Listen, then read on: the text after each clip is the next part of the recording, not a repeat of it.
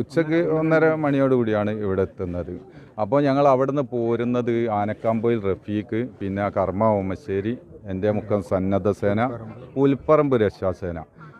ഇത്ര കുറഞ്ഞ ആളുകൾ ഞങ്ങൾ വരുന്നത് ഇവിടെയുള്ള ആർക്കും ഭക്ഷണമില്ല, വെള്ളമില്ല. അതിൻ്റെ മുന്നായിട്ട് മലയോര മേഖല ഓമശ്ശേരി, മുക്കം, തിരുവമ്പാടി ഏരിയയിലെ 100 കണക്കിന് രാഹുൽ ബ്രിഗേഡിൻ്റെ ചെക്കന്മാരതാ. അവർ പിന്നെ ഞങ്ങൾ ഇവിടെ എത്തിയപ്പോൾ അടുത്ത വണ്ടി എടുത്തിട്ട് വിട്ടുവിട്ടാ ഇവിടേക്ക് കടന്നു കയറണം. കാരണം ഇതൊക്കെ ഞങ്ങൾ ഒരുമിച്ച് വരാൻ തീരുമാനിച്ചാൽ അന്നേ ഇങ്ങോട്ട് വരാൻ കഴിഞ്ഞില്ലായിരുന്നു.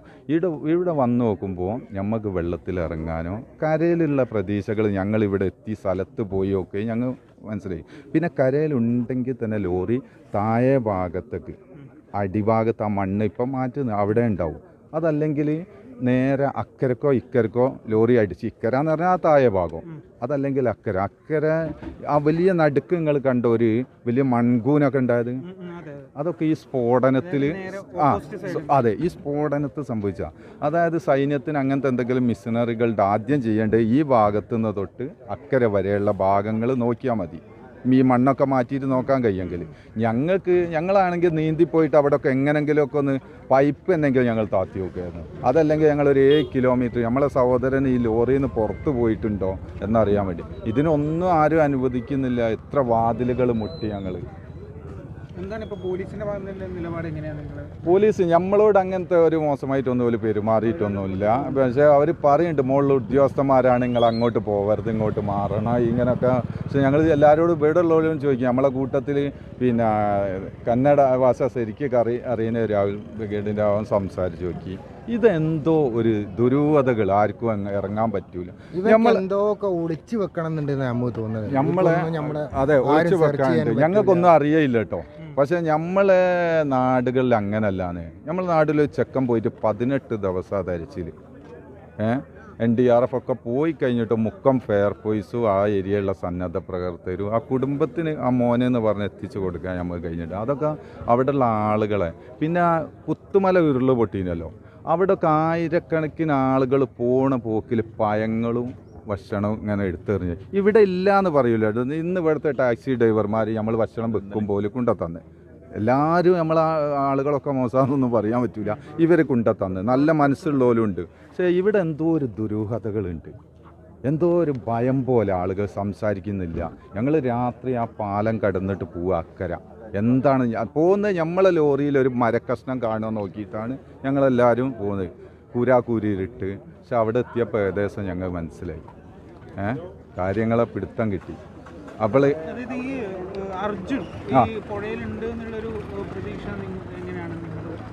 അതായത് ഇതെന്താ അറിയോ, ഇത് ഇങ്ങനത്തെ കാര്യങ്ങളൊക്കെ ഇടപെടുമ്പോൾ നമ്മൾ ഏത് മേഖലയിലും മാനസികമായിട്ട് അതിൽ ഇടപെടുമ്പോൾ ഒരു മനസ്സിലൊരു കാര്യങ്ങൾ വരും. ഞങ്ങൾ അവിടെ നിന്ന് ഇങ്ങോട്ട് പോന്നു കഴിഞ്ഞ് 100 കിലോമീറ്റർ അപ്പുറത്ത് എത്തിയപ്പോഴാണ് മീഡിയകളിൽ കാണുന്നത് 6 മീറ്ററിൽ ലോറി കണ്ടെത്തിയെന്നുള്ളത്. അപ്പം ചെക്കന്മാരോട് പറഞ്ഞാൽ നമ്മൾ അൽഹംദുലില്ലാ അവിടെ എത്തുമ്പോൾ കേസ ഭക്ഷണമൊക്കെ വാങ്ങുക. അവിടെ എത്തുമ്പോൾ കാണട്ടെ, വണ്ടി കാണുകയാണല്ലോ, തിരക്ക് കൂട്ടണ്ടെന്ന്. ഇവിടെ എത്തിയിട്ട് സൈഡാക്കിയിട്ട് ഞങ്ങൾ എന്ത് ചെയ്യുന്നത്, ആ സ്ഥലത്ത് പോയി നോക്കുക. ആദ്യം ഞങ്ങൾക്ക് 5 ആക്കാണ് ഇതിൻ്റെ ഉള്ളിലോട്ട് കിടക്കാൻ തന്നെ. അത് MP ഇവിടെ ഉണ്ടായത് കൊണ്ട്, MP ഉണ്ടായത് കൊണ്ട് അങ്ങനെ ഈ 5 ആൾ കയറി. അപ്പോഴും ഞാൻ ചെക്കന്മാരെ പറഞ്ഞ ഇവിടെ നിൽക്കിയെന്ന് പറഞ്ഞു. അപ്പോൾ കേരളം നോക്കി നിൽക്കുക കേട്ടോ. 6 മീറ്ററിലാട്ടോ വണ്ടി ഉള്ളത്. ഞാൻ എങ്ങനെ നടന്നു പോയി നമ്മളെ സഹോദരൻ വണ്ടി പാർക്ക് ചെയ്ത് അളവെടുക്കുക. മാനസികമായിട്ട് അളവെടുത്ത് കഴിഞ്ഞിട്ട് അതിൽ ഉയരപ്പെട്ട വണ്ടി പാർക്ക് ചെയ്ത് പറഞ്ഞെടുത്ത് നിന്ന് 10 മീറ്റർ അപ്പുറത്ത് ഉയരമുള്ളൊരു പാറുണ്ട്. ഈ പാറൻ്റെ മുകളിൽ കയറിയിട്ട് ആ പാറൊരു ഇതായിട്ട് ഞാൻ അളന്ന് നോക്കി, ആരും കാണാണ്ട്. അപ്പോൾ ഒരു 4-5 മീറ്റർ ഉള്ളത്. അതിൻ്റെ അടിയിൽ ലോറി ഉണ്ടെങ്കിലും അത്തലയും ഇത്തലയും കാണാമല്ലോ നമുക്ക്. അങ്ങനെ ഞാൻ തിരിച്ചിങ്ങനെ കറക്റ്റ് നോക്കുമ്പോൾ സാർ അവിടെ നടക്കുന്നത് എന്താ പറയുക, വാരണ ടിപ്പറിൻ്റെ അടിഭാഗത്തൊക്കെ ഉള്ളൂ ഈ മൺകൂന. പിന്നെ എങ്ങനെ ഇത്ര വലിയ ലോറി ഇതിൻ്റെ അടിയിലുണ്ട്? അപ്പോൾ കേരളം കാത്തു നിൽക്കുക ഇവിടെ. അതിപ്പോൾ ഞങ്ങൾ മനസ്സിലായി ഇത് വെറും മനുഷ്യനെ പറ്റിയ. അപ്പം ഞങ്ങൾ പിന്നെ ഈ മല നോക്കിയിട്ടുള്ള ഒരു വിലയിരുത്തലാണ്. അപ്പോഴേ നമുക്ക് എന്തെങ്കിലും ചെയ്യാൻ കഴിയില്ല. അതിൽ ഞങ്ങൾ പറഞ്ഞ ആ വല മോളിൽ നിന്നാണ് പൊട്ടിയെന്ന് പറഞ്ഞു. ഇവിടെ നിന്ന് വരുന്നത് വരെ ഞങ്ങൾ വിചാരിച്ചു മോളിൽ നിന്ന് ചെരിഞ്ഞിട്ടാണ് പൊട്ടിയത്. അപ്പം നരങ്ങിയിട്ട് പോകാൻ സാധ്യത ഉണ്ട്. അതായത് അടിഭാഗത്തുനിന്നും ചെരിഞ്ഞ് പൊട്ടുകയാണെങ്കിൽ വണ്ടി നരങ്ങും.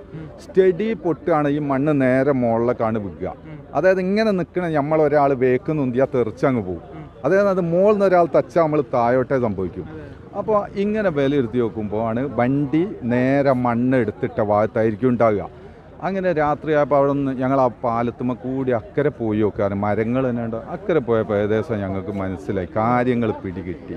വണ്ടി നമ്മളെ പ്രാർത്ഥനയോട് എവിടെയെങ്കിലും കണ്ടെങ്കിൽ ഉണ്ട് എന്നുള്ള അവസ്ഥ. ഇനി സൈന്യത്തിൻ്റെ കയ്യിൽ എന്തെങ്കിലും അങ്ങനത്തെ ആയുധങ്ങൾ പോയൻ്റെ അടിയിൽ എവിടെയെങ്കിലും ഉണ്ടെങ്കിൽ നല്ലാണ്ട് ഞങ്ങൾക്കിപ്പോൾ അവസരം തന്നാൽ തീർച്ചയായിട്ടും ആ മൺകൂനൻ്റെ എരിയത്ത് പോയി നോക്കാനും ആയങ്ങളുണ്ടെങ്കിൽ സിലിണ്ടർ വെച്ച് ഉപയോഗിക്കാൻ പറ്റിയ ആളുകളാണ് ഞങ്ങൾ 4-5 ആളുകൾ. അതും ഞങ്ങൾ ഈ ബോട്ട് നമ്മളെ സഹോദരൻ ഈ വണ്ടിയിൽ നിന്ന് തെറിച്ച് പോയിട്ടുണ്ടെങ്കിൽ 5 ദിവസമാണ് നല്ല തണുത്ത വെള്ളത്തിൽ ഒരു മനുഷ്യ ശരീരം, അതായത് അരിപ്പാറ, പതങ്ക, ഓമശ്ശേരി ആ ഭാഗങ്ങളിൽ ഞങ്ങളുടെ നാടിൻ്റെ 5 ദിവസം വരെ വെള്ളത്തിൻ്റെ അടിയിൽ വെക്കും. വെള്ളം 5 ദിവസത്തിന് ശേഷം വെള്ളം അതിപ്പോൾ ആരാവട്ടെ, നിങ്ങളാവട്ടെ, ഞാനാവട്ടെ, ഉയർത്തി കാണിച്ചു തരും. നമുക്ക് വെള്ളത്തിൻ്റെ മുകളിൽ വരും. അപ്പം നമ്മൾ തരഞ്ഞിട്ട് ആ മനുഷ്യനെ കണ്ടെത്തിക്കോളണം. അപ്പം നമ്മൾ വീണ്ടും കാണില്ല. ഒരു ടൈം കഴിഞ്ഞാൽ പിന്നെ ഇത് വെള്ളത്തിൻ്റെ അടിയിലേക്ക് പോകും. പിന്നെ അത് പൊന്തൂല. ഇല്ല, ആ പ്രയാസങ്ങളൊക്കെ ഞങ്ങൾ അലട്ടുന്നുണ്ട്. നമ്മളെ നാട്ടിലുള്ള ഒരു സഹോദരനല്ല, ആ കുടുംബം കാത്തു നിൽക്കുകയാണെന്ന്. അതുകൊണ്ടാണ് ഞങ്ങൾ ഒരു അവസരം കിട്ടിയത്. ഇപ്പോൾ ഞങ്ങൾ ആ പുഴയിലിറങ്ങും, ഇത് തന്നെയെങ്കിലും നോക്കാന്നുള്ളത്. രക്ഷപ്പെടട്ടെ, പ്രാർത്ഥിക്കുക. പക്ഷേ ഇവിടെ എത്തിയിട്ട് അങ്ങനെയാണ് സാർ. എന്താ ചെയ്യുക, ഒരു പ്രതീക്ഷകളില്ലാത്ത അവസ്ഥ. പിന്നെ മൊത്തം എന്തോ ഒരു വഞ്ചിക്കും പോലെ, ചതിക്കും പോലൊക്കെയാണ് തോന്നുന്നത്. ഇല്ല, ഈ നിമിഷവും കിട്ടിയില്ലല്ലോ. MLA ഒക്കെ സംസാരിക്കുന്നുണ്ട് എന്നൊക്കെ പറയുന്നുണ്ട്. പ്രതീക്ഷകളൊക്കെ നഷ്ടപ്പെട്ടും കൊണ്ടിരിക്കുക. ബന്ധപ്പെടാത്തല്ല, ഇതിന് കേരളം മൊത്തമാണ് സംസാരിക്കുന്നത്. സാധാരണക്കാർ അവിടെ കുത്തിന്ന് പ്രാർത്ഥിക്കുക. എൻ്റെ മോളൊക്കെ ഇങ്ങനെ എപ്പോഴും കിട്ടിയില്ലല്ലോ ഉപ്പ, ഇത് വീട്ടിൽ നിൽക്കും. ഞങ്ങൾ 2 ദിവസത്തിന് ശേഷമാണല്ലോ വരുന്നത്.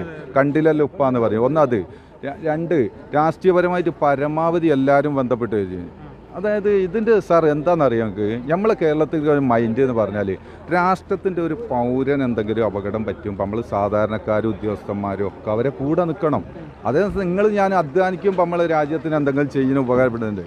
അപകട മേഖലയിൽ പറ്റുമ്പോൾ നമ്മൾ എന്ത് ചെയ്യണം? അല്ല, രാഷ്ട്രത്തിന് മൂല്യങ്ങൾ ഉണ്ടാവില്ല സാർ.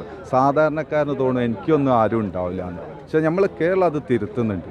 ഇവിടെ തന്നെ ആരോ എന്തൊക്കെയോ ഈ നാട്ടുകാർ ഭയപ്പെടുന്നുണ്ട്, സംസാരിക്കാൻ കഴിയുന്നില്ല. അപ്പം മീഡിയക്കും സത്യത്തിൽ ഞങ്ങളൊരു എൻ്റെ അതെ സിവിൽ ഡിഫൻസിൻ്റെ ഒരു ഗ്രൂപ്പിലാണിത് ഞങ്ങൾ ചർച്ചയാക്കി. 2 ദിവസം കഴിഞ്ഞപ്പോഴാണല്ലോ ഇങ്ങനെ ഒരു ഉണ്ടല്ലോ, ഞാൻ എൻ്റെ വീട്ടിൽ നിന്നൊരു വോയിസ് വിടുകയാണ്. നമുക്ക് അവസരം തരുമായിരിക്കുമോ, നമ്മൾ പോയി നോക്കുന്നതാണ്. അപ്പം മീഡിയകളൊക്കെ ഏറ്റെടുത്തുകൊണ്ട് ശക്തമായ പ്രവർത്തനങ്ങളാണ് കേട്ടോ ഇതിൽ. നമ്മളെ കേരളത്തിൽ ഒരാളെ ഇതിന് കുറ്റപ്പെടുത്താനും പറ്റില്ല. ഇനിയിപ്പോൾ ഉന്നത മേഖലയുള്ള മുഖ്യമന്ത്രി പിണറായി സാറും സുരേഷ് ഗോപിയേട്ടൻ ഇങ്ങനത്തെ ആളുകൾ ഇന്ത്യൻ പ്രധാനമന്ത്രിയൊക്കെ ആയിട്ട് ചർച്ച നടത്തിയിട്ട് ഇന്ത്യൻ സൈന്യത്തിൻ്റെ ഏരിയത്തുള്ള ഏറ്റവും വലിയ ആയുധങ്ങൾ കൊണ്ടുവന്ന്, അതായത് മണ്ണിൻ്റെ അടിയൊക്കെ നോക്കാൻ പറ്റുക, അല്ലാതെ യാതൊരു മാർഗവും ആ JCB മാന്തിന് ഇപ്പോൾ കഴിയാൻ മതിയോ? പിന്നെ ഈ ലോറി കണ്ടെത്തണമെങ്കിൽ ഈ പുഴ ഒന്നായിട്ട് സ്കാൻ ചെയ്ത് കഴിഞ്ഞിട്ട് കൊണ്ടുപോകണം. പിന്നെ നാടൻ ശൈലിയിൽ ഞങ്ങൾ ഉപയോഗിക്കാൻ വിചാരിച്ചത് എന്ന് പറഞ്ഞാൽ ഞങ്ങളെ വണ്ടിയിലുണ്ട് ഇരുമ്പിൻ്റെ കട്ടർതി. ഈ ഇരുമ്പിൻ്റെ കട്ട പുഴേൻ്റെ അടിയിലോട്ട് കുറച്ച് താത്തിയിട്ട് ഞങ്ങളെ ബോട്ട് ഇങ്ങനെ ഓട്ടുമ്പോൾ ഇത് 4 തട്ടുമ്പോൾ നമുക്കറിയാം എന്തിനൊന്ന് തട്ടിയെന്നുള്ളത്. അത് കുറച്ച് അങ്ങോട്ടും കൂടി വെച്ചിട്ട് ഓട്ടും. അങ്ങനെ മൊത്തം നമ്മൾ ഇതിനെ നോക്കുമ്പോൾ ഇതിൻ്റെ വലിപ്പറിയും. ഇത് മനുഷ്യനല്ലല്ലോ, നമ്മൾ അരുണ് സഹോദരൻ രക്ഷപ്പെടട്ടെ. നമ്മൾ ലോറിൻ്റെ ഉള്ളിലുണ്ടോയെന്ന് അറിയാൻ വേണ്ടിയിട്ടാണ്. ഞങ്ങൾക്ക് നാടൻ ശൈലിയിലോ ഇങ്ങനത്തെ പലതും ചെയ്ത് പല ആളുകൾ നമ്മൾ രക്ഷപ്പെടുത്തിയിട്ടുമുണ്ട്.